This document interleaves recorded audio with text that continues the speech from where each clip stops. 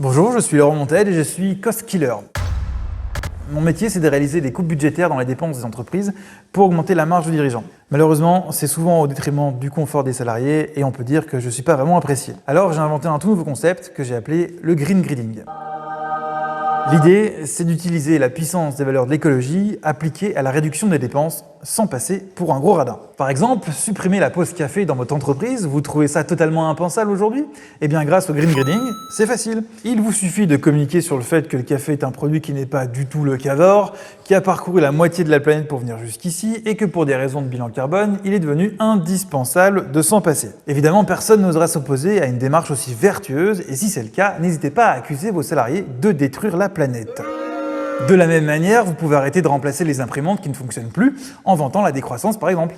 Il suffira de leur indiquer de monter à l'étage pour utiliser celle qui marche encore. Franchement, au début, je n'étais pas convaincu par le green grading. Puis finalement, j'ai perdu 2 kilos parce que la dernière imprimante qui fonctionne, elle est au 5e. Le green grading, en fait, c'est faire reposer l'intégralité de la charge, de la culpabilité sur le salarié. La seule limite, c'est votre imagination. Par exemple, j'ai un client qui a remplacé le papier toilette par une bouteille d'eau pour arrêter de massacrer les arbres. À l'année, c'est quasiment 1000 € de PQ d'économiser. Donc clairement, ça vaut le coup. J'ai pu m'offrir un baptême d'hélico, par exemple. On peut envisager de supprimer le chauffage pour des raisons écologiques. Et puis pourquoi financer le remplacement du frigo de la cantine quand on peut conserver les éléments dans du sel? Quand le responsable a dit on remplace le team building en hôtel 5 étoiles par une partie de belote en salle de réunion, j'étais deg. Mais au final, aujourd'hui, j'ai l'impression d'avoir sauvé la planète. Et surtout, on a gagné. On les a mis KO 3 fois. On peut également envisager de couper totalement l'éclairage de l'entreprise et de faire travailler les collaborateurs dans le noir, pour des motifs évidents de consommation énergétique. Travailler dans le noir, ça a amené un peu de tendresse, voilà. Disons que j'ai une collaboratrice qui s'est rapprochée. Ça me permet de prendre tendrement la main de mon responsable qui a l'air d'apprécier parce que dans le noir, il pense que c'est Gwen.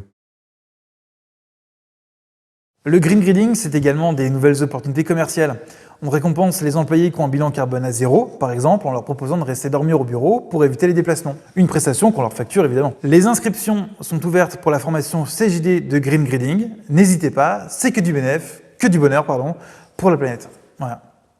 Sinon, si tu veux vraiment changer les choses dans ton entreprise, rejoins les 600 dirigeants engagés du CJD Rhône-Alpes.